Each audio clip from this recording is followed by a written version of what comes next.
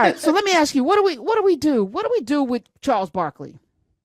Oh man, broken clock ass Charles Barkley, and I'm gonna call him broken clock ass because sometimes every now and then his broken clock ass will say something profound. You'll be like, "Wow, that was really spot on," you know. Broken clock ass. So, oh my gosh, you know, I didn't play the clip where he said if he sees a black person walking around with a Trump mugshot shirt on, he's gonna punch him in the face. Yeah. And then we had a whole lot of brothers wearing the Trump. I was like, one guy looked like an actual truck, and I said, he said, "Here I am, Charles." I was like, "Oh, this is not gonna end well because now you got to do it." You know what I'm saying? You see somebody, you got to do it. I imagine where you go, people are gonna show up with the shirt, and they're. You have to do it now because when Gail tried to give you an out, it's like, oh, you don't really mean it. Yes, I do. Okay, dummy.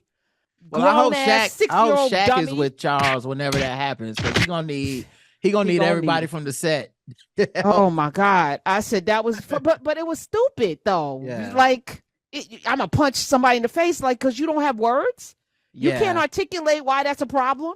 You don't have the mental acuity to be able to break down for people why a black man wearing a Trump shirt is a problem. You can't break that down, so you're gonna punch him in the face. That just shows how small you are, and you're too damn old to be out here talking like that. Number one. But then he's out there, he thinks he's profound again, like they got this I know black people. You are a very rich black man that spends a lot of time with very rich other black people.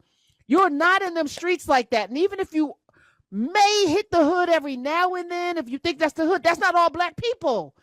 So he's talking as if he's speaking for. Anyway, play clip for us, Miz. The reason, and I'm only speaking for myself. The reason I think the Democratic Party and Mr. Biden, President Biden, is losing black votes is they only care about black people every 4 years. They come into our neighborhoods and say, we're going to make stuff better. We're going to do this, do this, do this. And then finally, us black people are like, man, other than my ability to dunk a basketball, all my neighborhoods are still the same. Our schools are still the same. What that got to do with the president? I think black people are leaving disappointed in the Democratic Party because I ain't gonna lie, I voted Democratic every time just because I thought it was gonna help black people and poor people. Because black people and poor white people, they're in the same boat. And like, I didn't care who the president was, I'm not gonna lie, but I only voted Republican one time in my life, and that was for John Kasich, and I didn't even know he couldn't win. But then I'm starting to look like, man, I understand why black people are leaving, want to vote for somebody else, because every 4 years they come into our neighborhoods and say, man, we're going to make things better for you. What you just said is one of the most insanely idiotic things I have ever heard. There's a lot of people insulted right now. I love that speech. I love that from Billy Madison. But one, the premise isn't true.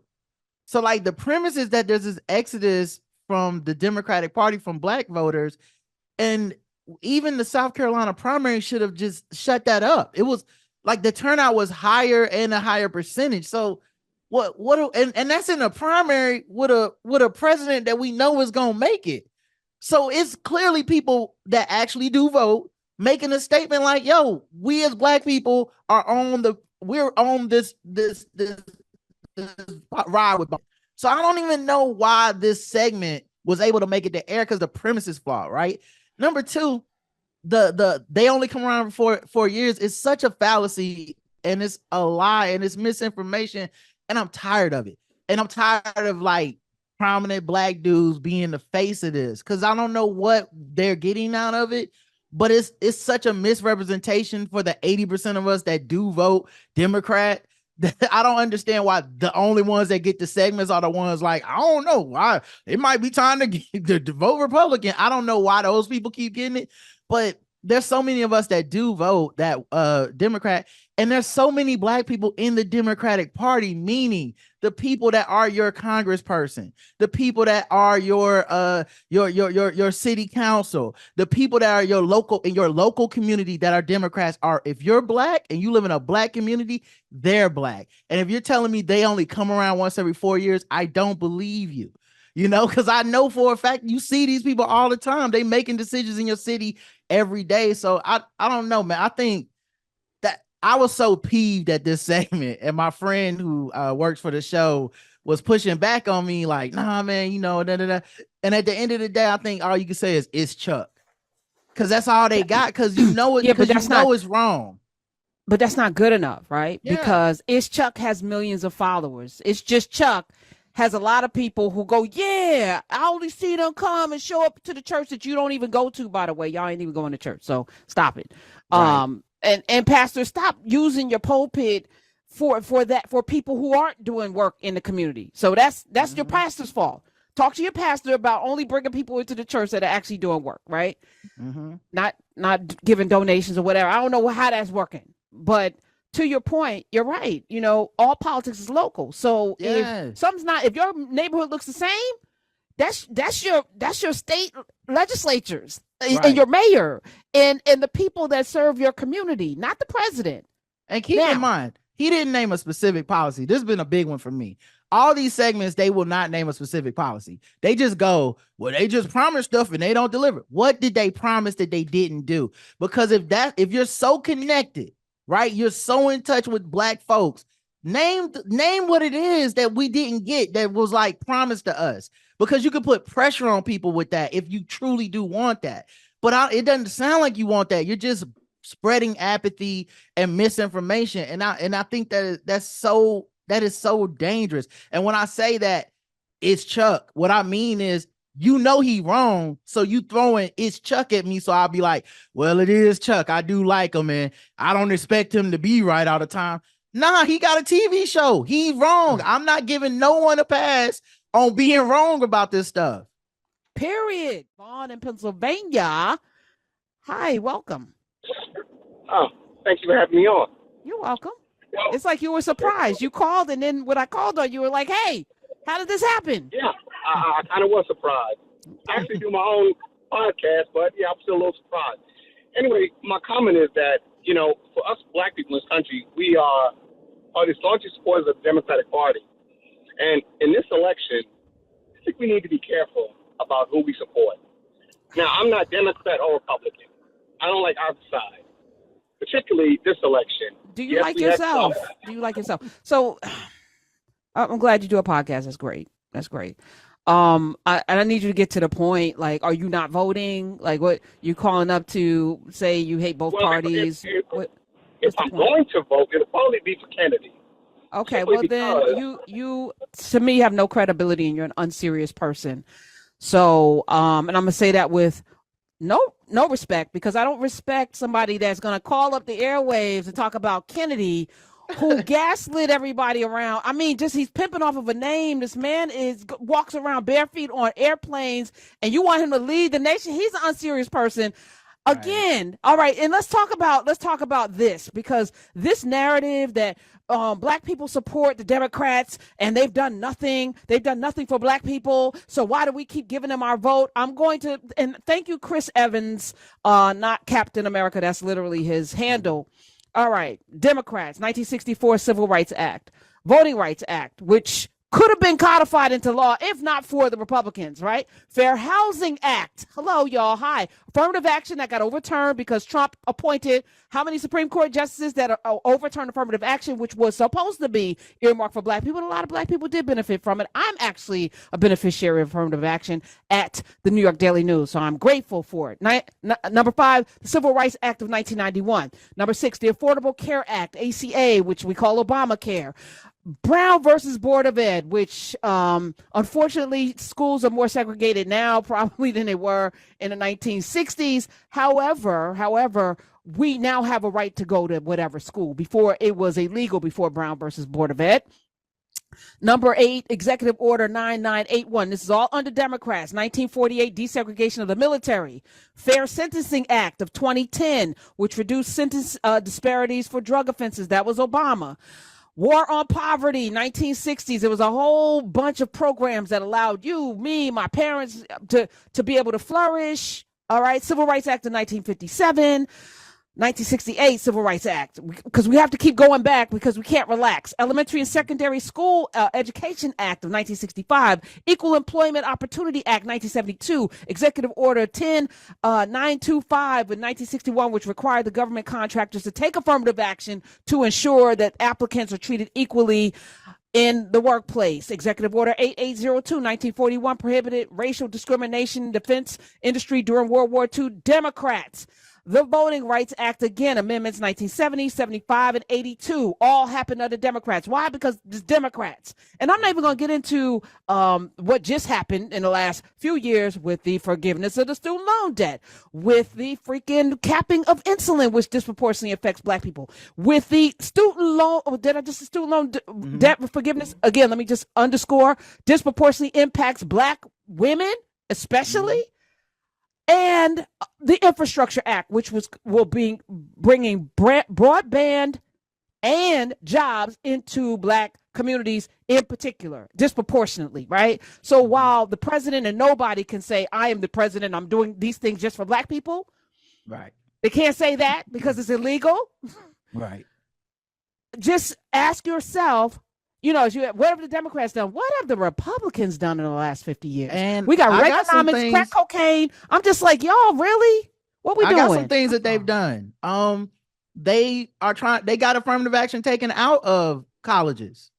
They stopped that bill that was giving farmers direct aid that were Black farmers. The Biden administration passed a bill that said Black farmers, you have been historically discriminated against. We are going to give you money. It was a Republican people that said, no, you're not. That's actually the real racism.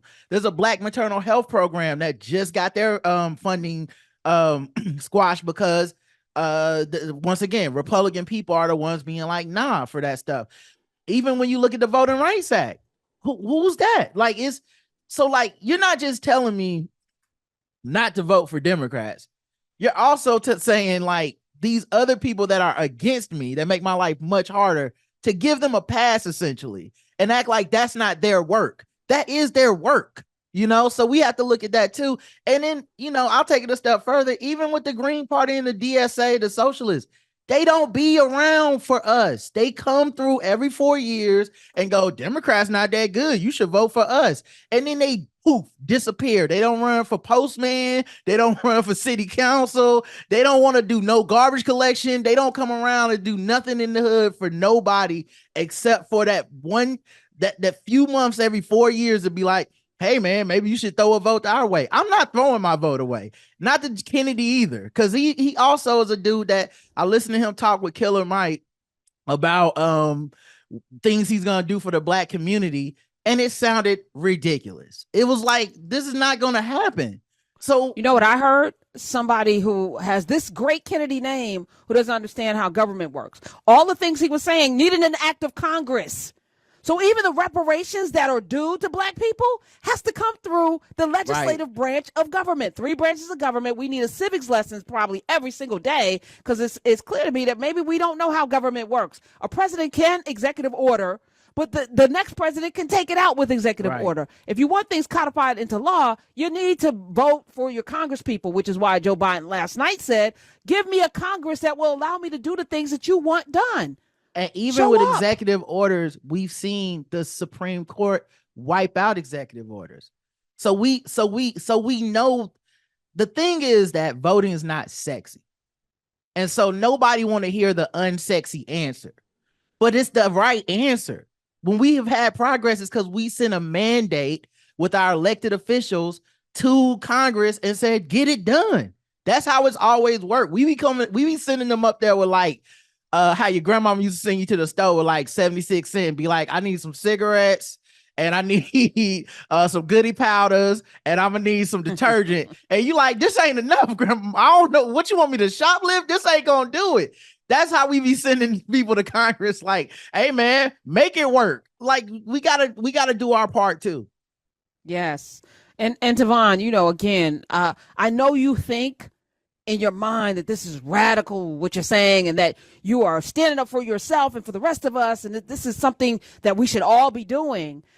But to me, again, it is it does us all a disservice if we're not coming into this space, not just informed, but engaged with this political process in a way that actually empowers us, not today, not tomorrow, but also 10, 15, 20 years. We cannot just relax and then utter some things and think it's not okay. It's not okay. And can we be real? If we all vote for Kennedy and he lose, because he would still lose. If 100% of black people in America voted for Kennedy, he still will come in a distant third.